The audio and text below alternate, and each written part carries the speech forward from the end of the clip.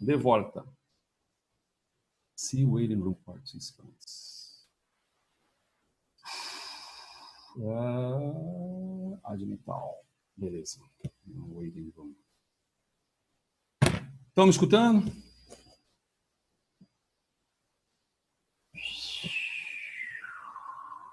Unmute all. Vocês me escutam? Se alguém confirmar, já está de bom tamanho. Sim. Cafezinho. Obrigado, né? Obrigado. Então, eu não sabia. O sistema ele grava num determinado atributo e depois ele converte para MP4. Mas enquanto ele está convertendo para MP4, ele trava. Aí você não consegue entrar na outra. A próxima vez, em vez de eu pedir a gravação automática, está gravando agora. Em vez de pedir a gravação automática, eu vou pedir a gravação pós alguma coisa, assim. Não sei como é que eu faço isso. Mas, enfim, vamos lá. Ou então suspende logo esse calendário, fica todo mundo em casa e não precisa se preocupar com isso. Então, vamos lá. Eu vou compartilhar a tela da onde nós paramos, mais ou menos, tá?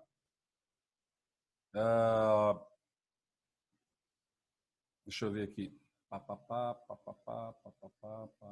Aqui. Só uma confirmação, tá dando para enxergar? Tela compartilhada. Tela compartilhada? Tela compartilhada? Deixa eu ver. Às vezes não ficou legal. Sim. Então beleza. Tá certo. Valeu. A gente parou aqui, né? Comam alho. Essa foi a conclusão. Mal não faz. E a sua avó deve ter falado alguma vez, ou então seu avô ou um parente, que alho faz bem para um monte de coisa. Até para espantar vampiro funciona. Então, de repente, pode funcionar também um pouco aqui. Essa segunda parte é para a gente discutir, é um pouco mais ligeira até, creio eu. Quer dizer, não sei, né? Se eu conseguir mostrar as ferramentas aqui, porque o compartilhamento de tela no Zoom, eu preciso ver isso depois, ele é limitado a algumas ferramentas. Então, eu consigo mostrar um PDF. Eu consigo mostrar algumas coisas, mas, por exemplo, tem um programa específico que eu quero mostrar aqui, que é em Shockwave Flash, que eu não sei se ele vai mostrar. Mas vamos lá. Esse aqui é um artigo recente também que trata do que está sendo utilizado como ferramentas para detecção. Isso coaduna bem com os estudos de bioquímica em cima dos métodos que são propostos, tá certo? De todos os métodos que são propostos. Porque, basicamente, em resumo, resumindo, é o seguinte: ou você vai pegar DNA, ou você vai pegar material nucleico, ou você vai pegar proteína. Tá? A síntese é essa. Pronto, pode ir para casa. A síntese é essa. Ou você pega material genético, perdão. O que seria um material genético? Seriam sequências de RNA, do gene RNA, que são detectáveis, são chamados de oligo. Oligo quer dizer pouco. Oligonucleotídeo. Ou você pega, como a gente vai ver aqui, até o próprio DNA. Mas o vírus é de RNA. O vírus é de RNA, mas a engenharia faz um processo reverso e transforma ele em DNA, como a gente deve ver, tá bom? Agora, rapidamente. Ou você pega, então, esse material nucleico, ou você pega a proteína. Quer dizer, você pega uma proteína, como, por exemplo, a proteína do envelope, a protease principal, que a gente já discutiu, a spike protein, que é a proteína do capsídeo, também já discutida, tá certo? Agora, tem uma diferença. Ou então você desenvolve anticorpos, né? Anticorpos contra a proteína X que de repente aparece. Mas tem uma diferença muito básica nisso. O material genético, ele não faz nada. O material genético, como o DNA e o RNA, eles simplesmente marcam a evidência, a presença, né, do vírus. Mas ele não diz respeito sobre o grau de enfermidade do indivíduo. Claro, se eu tenho um teste diagnóstico que detecta um oligonucleotídeo de uma sequência lá do RNA, do RNA mensageiro do vírus, em grande quantidade, eu posso pressupor que há uma grande quantidade de capsídeos virais sendo formados, né? sendo formados de um modo geral, vou falar traduzidos. Mas, por outro lado, não me diz respeito sobre a capacidade de infectividade ou a capacidade da ação infectiva, propriamente dita. A ação efetiva é feita por aquelas proteínas spikes. Se eu detecto, por exemplo, a presença de anticorpos contra essas spikes em alta quantidade no corpo do indivíduo, que é o que se está debatendo agora na televisão, mais recentemente, né, o uso do plasma do indivíduo, porque o plasma conterá os anticorpos que são capazes de se combinar principalmente com proteínas de capsídeo. Então, eu estou falando sobre a ação. Eu não estou falando mais sobre o material genético, eu estou falando sobre a ação. Só para vocês terem uma ideia, a China aprovou no último par de semanas, a China aprovou pela Anvisa deles lá 18 novos testes diagnósticos para detecção do material genético e 11 testes e 8 testes diagnósticos para proteínas, tá? Para peptídeos e proteínas, que estão totalmente relacionados, obviamente, com anticorpos, basicamente com anticorpos. Uai, foi embora por quê? Gente, tem. Gente, tem. Vai, cadê?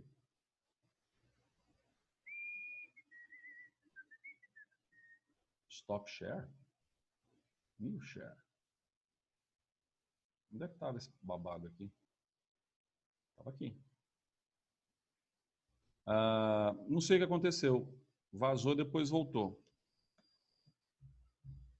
Eu vou tomar café. Alguém me escuta? Sim. Enquanto houver um sim, eu sei que eu não estou falando para a parede. Aí eu me sinto menos pior. Obrigado. Então tá. Onde nós paramos? Tá bom. Então, esse artigo discute sobre essas ferramentas, tá bem? E é um artigo bem interessante, eu vou deixar disponível para vocês, porque ele faz uma síntese, mesmo para quem chegou meio perdido, como foi falado na outra videoconferência, ele sintetiza em alguns parágrafos rápidos toda essa história, tá? Por exemplo, aqui ele sintetiza dizendo, ó, o SARS é uma fita positiva, lembrando que fita positiva de RNA é aquela que é capaz de se transformar num DNA, é capaz de expressar diretamente as proteínas. Ela não precisa ser necessariamente transformada em DNA. 30 mil nucleotídeos, faz 27 proteínas, codifica para 27 proteínas, tá certo? Essas proteínas você tem entre elas polimerases, etc. Então, bem rapidinho assim essas explicações. Uma sequência de homologia muito grande, descoberta com outras proteínas, como, por exemplo, do morcego, né? Do coronavírus do morcego. Num outro determinado trecho, ele apresenta as 4 proteínas, a nucleoproteína, a proteína de matriz, a spike, que é o principal alvo atualmente da produção de anticorpos, proteína de envelope. Aos poucos vocês vão descobrir outras coisas. E fala mais alguma coisa sobre o receptor da enzima conversora quase que eu fazia acetilcolina. Enzima conversora de angiotensina 2, tá certo? Então, rapidamente, ele explica isso. É bom que você tenha um introito, né, do processo. E aonde que você encontra essa enzima, né, desses receptores? Então, olha, em tudo quanto é lugar, cara, aqui, ó. Células endoteliais de vasos venosos e arteriais, células da musculatura lisa arterial, pulmão, estômago, intestino delgado, cólon, pele, linfonodo, ductos biliares hepáticos, células da parede epitelial de rins e cérebro. Só ficou o dedão do pé do lado de fora ou alguma coisa parecida com isso. Então, esses receptores de acetilcolina estão, de novo acetilcolina, de enzima conversora de angiotensina, estão cobrindo uma alta superfície corporal. Eu acho que alguma hora alguém vai ter que debater também o seguinte, ó. A evolução, ou o criador, ou o arquiteto inteligente, não colocou esse receptor à toa no corpo todo. Existe uma funcionalidade biológica para ele que está relacionada à regulação da pressão arterial. Sair inibindo o receptor de enzima conversora de angiotensina 2 para tudo quanto é lado, pode também levar a um quadro de hipotensão severa que pode levar a coma e óbito. Mas é aquela história. O sujeito está morrendo sem respirar, vamos tentar jogar uma cloroquina, hidrocloroquina ou alguma outra substância que possa inibir algo que está relacionado com esses receptores, mesmo que ele tenha uma queda de pressão. Eu estou perdendo o paciente agora por falta de oxigênio. Depois a gente briga lá na frente por causa de uma parada cardíaca, por exemplo. Tá certo? Bom, o artigo discute a tomografia computadorizada como sendo uma ferramenta bem interessante. Obviamente que não é bioquímica, mas é bem interessante para você fazer vamos dizer, uma abrangência diagnóstica. Só que não se discute com tanta profundidade, uma vez que ela é muito sintomática, né? Então, pessoas que vocês estão acompanhando na televisão, pessoas assintomáticas não vão apresentar lesões pulmonares detectáveis por tomografia computadorizada. Então, utiliza-se o que aqui vem sendo colocado um pouco das chamadas técnicas moleculares. Veja a frase. Técnicas moleculares são mais aceitas do que testes sindrômicos. O que são os testes sindrômicos? Você está respirando? Você está com falta de ar? Você está com dor aqui ou ali? São os testes sindrômicos. A tomografia computadorizada para um diagnóstico mais acurado. Aí ele discorre aqui, desculpa, um acúmulo de texto, mas discorre aqui informações que, se você puder ter paciência de ler depois, você vai ver que mundo que a gente está, né? Chega na aula para ensinar o que é um aminoácido, o que é uma estrutura de uma proteína, e de repente você varre aqui informações que falam, ó, desde janeiro, 10 de janeiro, mais de 1000 sequências já estão disponíveis num sistema global de vírus de influenza, no banco de genes, não sei quantas cepas detectadas, ferramentas de trabalho como esse Illumina, sequenciamento Illumina e técnicas de PCR, né? Técnicas de PCR são técnicas de amplificação, aqui está escrito, né? Reação de cadeia da polimerase. Basicamente é o seguinte, se você tiver visto a aula de métodos de enzimas, em que a gente mostrou um software ali que mostra a polimerase é essa polimerase aí, tá? Essa polimerase aqui. Ela pega a alta temperatura.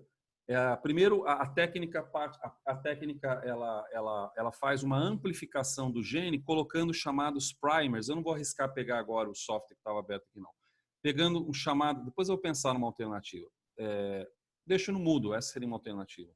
Pegando primers, que são pequenas sequências oligonucleotídicas e que depois propiciam pela polimerase uma expansão daquela sequência. Isso é feito em ciclos repetidos em alta temperatura, de tal maneira que você sai lá de 2 ou 3 fragmentos, vamos dizer que você tenha do gene, para 2 ou 3.000 no final, depois de um determinado número de ciclos. Tá? Eu vou deixar depois um link de animação que mostra o processo de cadeia. Mas, enfim, e aqui mostra outros testes nucleicos também. Mas vamos lá. Isso aqui vocês estão vendo pela televisão também, né? Quer dizer, é um workflow que se faz com pacientes e um workflow que se faz com a amostra. Ou seja, o workflow é o fluxograma de trabalho, né? A sequência de trabalho. Cafeína.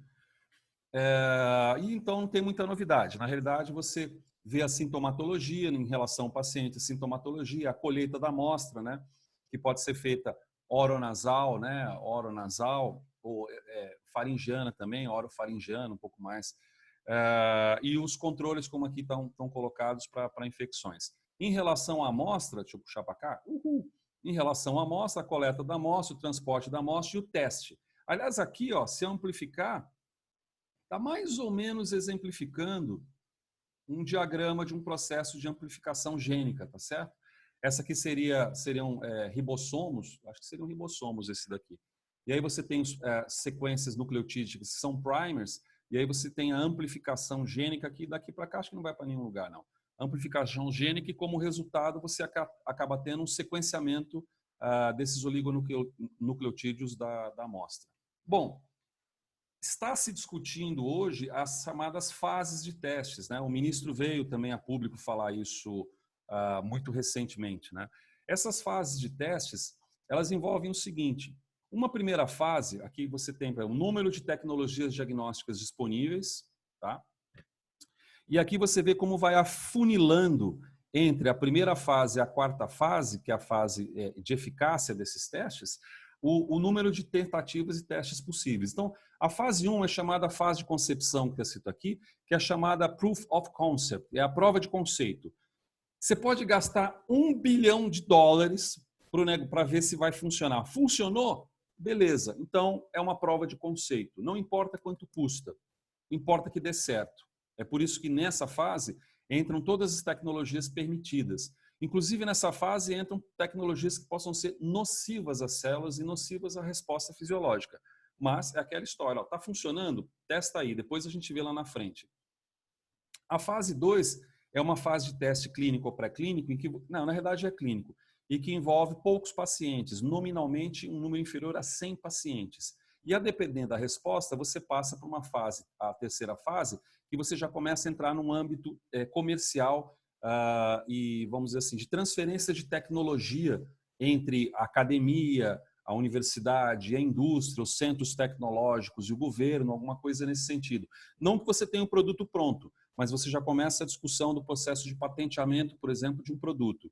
E nesse sentido você tem, posteriormente, a triagem clínica. A triagem clínica envolve uma cacetada, aí é para mais de 1000 pacientes para você ter um afunilamento que no final vai te propiciar a produção comercial de um kit diagnóstico, que aqui em fase 4 está colocada como a comercialização do kit final. Tá certo? Se fala hoje também, nesses testes, dos chamados multiplexadores e dos códigos de barra, por incrível que pareça. Eles falam hoje, por exemplo, da utilização do celular, do smartphone, para tentar interpretar através de QR, né, QCR, QR Code, não é propriamente QR Code, é um código de barras, que não é aquele QR Code comercial que você bota numa garrafa de vinho, vai lá, entra dentro da vinícola e verifica como é que é a vinícola, não, ou um outro produto qualquer. São códigos de barras específicos que traduzem a interpretação de um determinado kit diagnóstico. E que esse kit diagnóstico deva ser preferencialmente baseados nos chamados multiplex ou multiplexadores. Veja só, aqui está representando um DNAzinho qualquer, tá bem? E aqui está representando nanopartículas, tá? Nanopartículas. Então se sabe hoje que já aqui desse outro lado, ó, está representando também nanopartículas. Nossa, algum bicho saiu voando meu zóio aqui.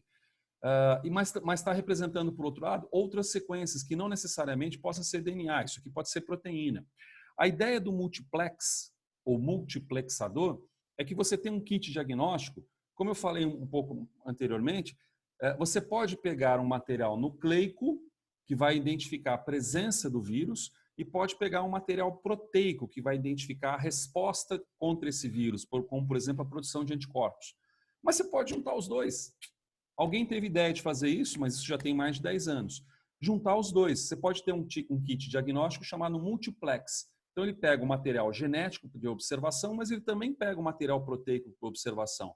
E a interpretação disso num único teste, isso que é interessante, sabe? Num único tubo de teste, você consegue ter uma resposta para vários analitos. Então, analitos é a substância que eu estou pegando ali, é um RNA mensageiro, é um fragmento de oligonucleotídeo, é um peptídeo, é um fragmento da protease principal, é um antígeno, é um anticorpo, tá? É um conjunto de informações que possam me trazer um diagnóstico mais preciso. Porque eu posso ter um teste diagnóstico da presença do material nucleico que tenha 76% de adesão. E eu posso ter um outro teste proteico que tenha 65% de adesão, ou melhor, de verdadeiro positivo. Se eu juntar esses dois num teste só, eu aumento mais a possibilidade de triagem de se eliminar os chamados falsos negativos, por exemplo. Então, esses testes de multiplexação são testes que vêm sendo alocados, tá? E aí você tem um conjunto, isso aqui é uma tabela grande, eu só vou discutir rapidamente alguma coisa dessa tabela para depois dizer que acabou, tá? Só alguma coisa em cima dessa tabela. Você tem várias análises em que aqui você tem o tipo de plataforma que está sendo utilizado, o biomarcador que está sendo utilizado, o tipo de tecnologia que leva ao nome da tecnologia propriamente dita, como essa tecnologia trabalha e qual que é o tipo de amostra clínica com que se trabalha. Então, vamos no mais simples. Ó. O tipo de amostra clínica com que se trabalha. Se trabalha com soro, o swab nasofaringeal, que é aquele que você pega um cotonete no nariz ou então passa ali na garganta, tá certo? Swab de garganta, análise swab fecal ou nasal, soro, STU é catarro, tá certo? Líquido sinovial, aí já é bravo, né? Líquido sinovial já é bravo, porque é nas costas, é uma agulha desse tamanho para enfiar nas costas. Mas, enfim, Você tem várias dessas amostras que são disponíveis para isso. Beleza? Beleza. Veja em biomarcador aqui, ó. Em biomarcador, você tem um material nucleico, proteína, bactéria inteirinha, que a gente não está falando somente, esse artigo não está discutindo somente a detecção do corona. Bactéria inteirinha, proteína. Então, nitidamente, você vê que os biomarcadores ligados ao diagnóstico bioquímico ou são de material nucleico ou são de material proteico. Quando se fala em multiplexadores, se fala na ideia de você juntar os dois. Tá? Se fala na ideia de você juntar o material proteico e o material nucleico. Basicamente isso. E tem um outro conceito que eles falam hoje, que é o chamado point of care, ou cuidado pontual, uma coisa assim, né? Point of care. O point of care é aquilo que às vezes você vê na televisão, onde o cara aparece com um kitzinho diagnóstico, joga 2 gotinhas lá, aí de repente tem uma listra vermelha ou uma listra azul, ou 2 listras azuis. Aí a listra vermelha é negativa, 2 listras azuis, por exemplo, são positivas. São o que eles chamam de testes rápidos. Testes que hoje estão sendo desenvolvidos para revelar o resultado em menos de 1 hora, por exemplo. Tá? E o Point of Care ele é bacana porque ele faz com que você possa fazer o diagnóstico em campo. Então, o sujeito não vai até a unidade hospitalar ou no caso, o hospital de campanha, ou não vai até a unidade clínica. Ele pode fazer isso até na casa dele, se ele tiver o material diagnóstico e souber como proceder. Tá? Um sucesso do Point of Care, que muito pouca gente fala a respeito, é o exame é o exame gestacional que você faz coletando gotas de urina, para saber se está grávida, 3, 4 semanas, algo assim. Tá bem? Vamos dizer, é um exemplo de Point of Care. Só que esse não é para doença, né? Porque ficar grávido não é doença, pelo menos por definição. Então tá. Por exemplo, uma coisa que eles têm, aliás, tem bastante a ver com a química que eles fazem hoje é utilizar nanopartículas de ouro para fazer esse diagnóstico. Não é um diagnóstico propriamente multiplexador, mas é um point of care feito com nanopartícula. E a ideia é muito inteligente. A nanopartícula ela exibe propriedades diferenciais, entre elas espectroscópicas, o que significa que ela pode exibir uma intensidade de sinal, nominalmente absorção molecular, ou traduzindo um espectrofotômetro da vida, né? Ela pode exibir colorações diferentes, dependendo dela estar ou não agregada. Aí alguém teve a seguinte ideia, beleza, a gente faz então um kit diagnóstico do tipo point of care, em que a gente coloca a nanopartícula ali, e coloca um anticorpo nessa nanopartícula. A amostra entra em contato com essa nanopartícula. A coloração natural no espectro eletromagnético é de uma absorção por volta de 500 nanômetros, o que dá a cor avermelhada para o sistema. Então, aonde houver somente a nanopartícula e o anticorpo, irá aparecer uma cor avermelhada. Em contato com a amostra sanguínea, soro, suave, etc., em contato com a amostra, como existe um anticorpo ali, se esse anticorpo detectar um antígeno, que pode ser um fragmento de capsídeo viral ou algo assim, há uma tendência de agregação dessas nanopartículas. Na verdade, esse sistema é um artigo publicado, depois eu passo, são 2 ou 3 etapas, mas numa segunda etapa há uma agregação dessa nanopartícula. Ocorre o seguinte, quem mexe com nanopartícula na Unifal já deve ter visto isso. Quando você tem agregação de nanopartícula, o espectrofotômetro dá um sinal num comprimento de onda diferente. É um comprimento mais próximo de 600 nanômetros. Então, isso significa que, na presença... Você já deve ter feito ou já ouviu falar naquele examezinho que você pica a agulha para saber se seu sangue é A, B ou AB ou O? Aquilo ali é um efeito de agregação também. Você pica, coloca a gotinha lá e joga chamadas lectinas, que na verdade são anticorpos. Na hora que eles encontram um antígeno, ou seja, a proteína que está relacionada lá ao teu sangue, eles agregam e precipitam. E ao precipitar, ao agregar, por inspeção visual, o clínico sabe tratar-se, ou a pessoa que está operando sabe tratar-se qual tipo de sanguíneo. Esse é o teste mais básico, que se faz até em escola de ensino médio, esse tipo de teste. Pelo menos fazia, né? Agora não sei. É alguma coisa semelhante, só que num nível molecular e num nível, vamos dizer, mais chique. Só que feito com nanopartícula. Quer dizer, os anticorpos são... Perdão, a nanopartícula é recoberta com anticorpo, Se a amostra detectar a presença do antígeno, haverá uma agregação dessas nanopartículas, e as nanopartículas agregadas, elas absorvem num comprimento de onda de 600 nanômetros, que é azul. Então, nesse kit de point of care, você só dá uma olhada na fitinha. Se tiver vermelho, em menos de uma hora revela. Se tiver vermelho, não tem o antígeno do COVID. Se tiver azul, tem o antígeno do COVID. Quer dizer, ideia relativamente simples, né? Essas técnicas aqui que vocês veem como RT, é o chamado RT-PCR, basicamente. Tem até uma tal de Sherlock aqui, ó, detecção multicomplexada via fluorescência. Resumindo a história, tá? RT-PCR é a técnica de amplificação que você faz, só que esse R é de reverse e T é de transcriptase reversa.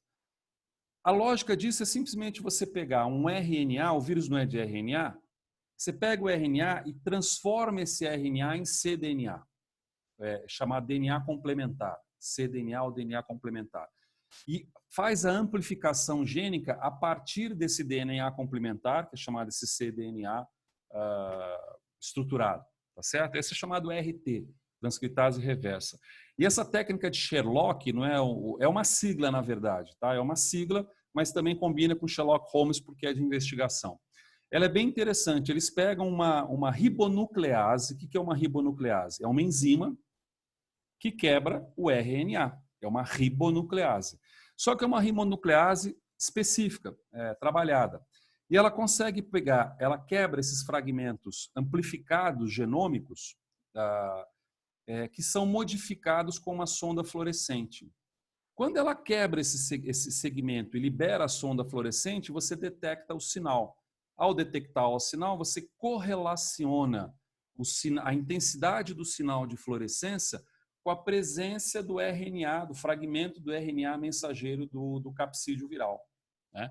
Inteligente, né? O processo é bem inteligente. Essa LAMP aqui, então, tem um nome muito absurdo. Eu até tive que anotar aqui, ó.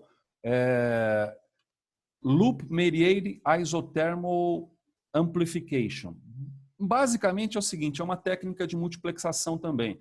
Você amplifica o DNA e detecta, você pode detectar por 3 técnicas básicas. Uma é por turbidez, o aumento de turbidez na amplificação. O outro é por cor. Basta que você tenha, o DNA não é ácido deoxirribonucleico, então se ele é ácido, você poderia detectar com um corante bastante sensível, diga-se de passagem, mas um corante, um indicador de pH. Não é um vermelho de fenol nem um fenolftaleína. É um indicador de pH específico, capaz, inclusive, de se combinar com um ácido nucleico. E o outro é uma sonda fluorescente de DNA também. Então, são métodos utilizados para esse sistema de amplificação aqui chamado de LAMP. Tá? E outros tantos que empregam aqui o material nucleico. Alguns outros, aqui, ó, código de barras, ó. Olha que doidura, vocês que são da química, olha só. Multiplex quantum beads, quer dizer, quantum beads são, vamos dizer assim, é como se fosse o quantum dots, né? Que são pontos quânticos, só que aqui não são são propriamente pontos quânticos, é um pouco maior do que isso. E esses beads são como se fossem nanoesferas ou subnanoesferas, né?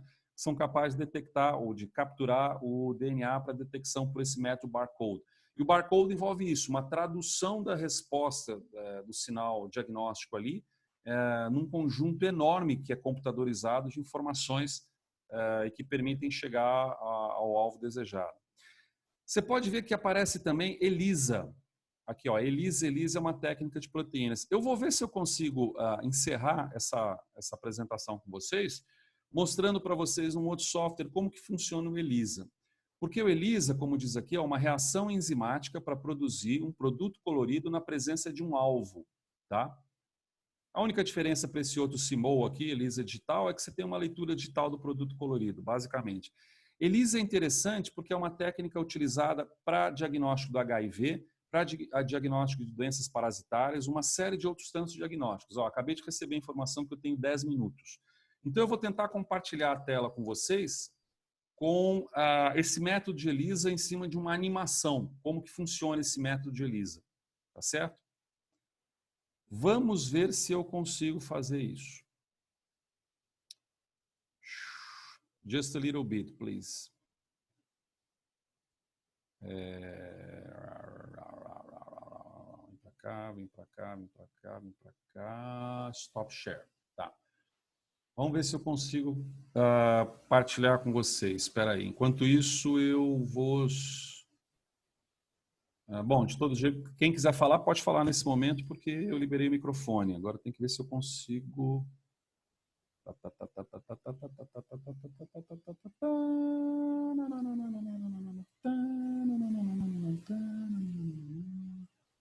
Share screen. Métodos desktop. E se eu não consigo? Whiteboard, métodos, file manager. Talvez eu tenha que passar para cá. Ó. Vamos ver aqui. Alguém me confirma que está enxergando isso aqui?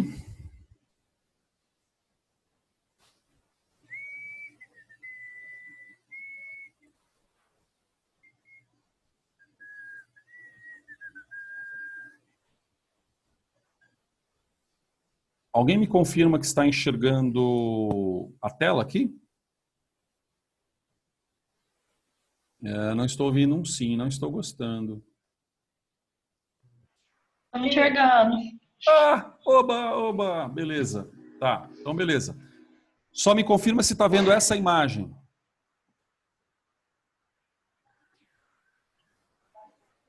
Bom, então vamos lá. O método de ELISA, ele se baseia no seguinte. Você coloca um suporte sólido aqui. O que é um suporte sólido? É um plástico. Vou até colocar isso aqui para cá para vocês poderem ler o que está escrito aqui, tá? Aqui no caso, por exemplo... Oi? Para mim não apareceu a imagem, não. Ixi, caramba. Então, se não apareceu para ti, não apareceu para ninguém. Como é que eu posso fazer isso aqui? Vamos tentar aqui novamente. Share screen. Agora vai aparecer. Apareceu? Apareceu. Uhul, beleza. Com isso aqui, a gente deve ter mais uns 5 minutinhos. É o suficiente para encerrar aqui, tá bem? Essa aqui é a técnica de ELISA, portanto. É uma técnica muito empregada para diagnóstico parasitário, de infecção, do HIV, inclusive do HIV que você faz em ambulatório. Tá? É uma técnica baseada... ELISA é uma sigla.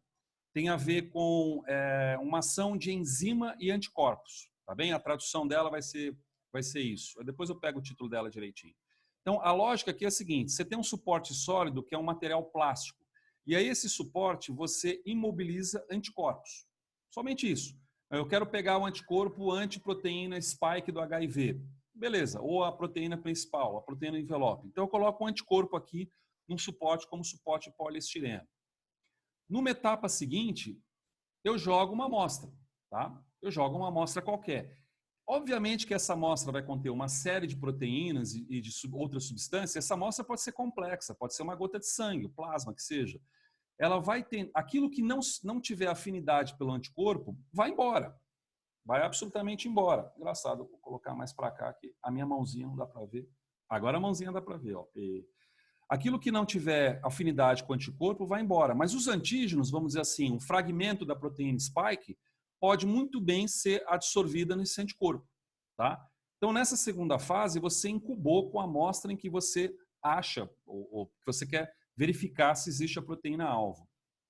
Num terceiro momento, olha que legal que você faz. Você joga um segundo anticorpo, só que esse segundo anticorpo agora tem uma enzima.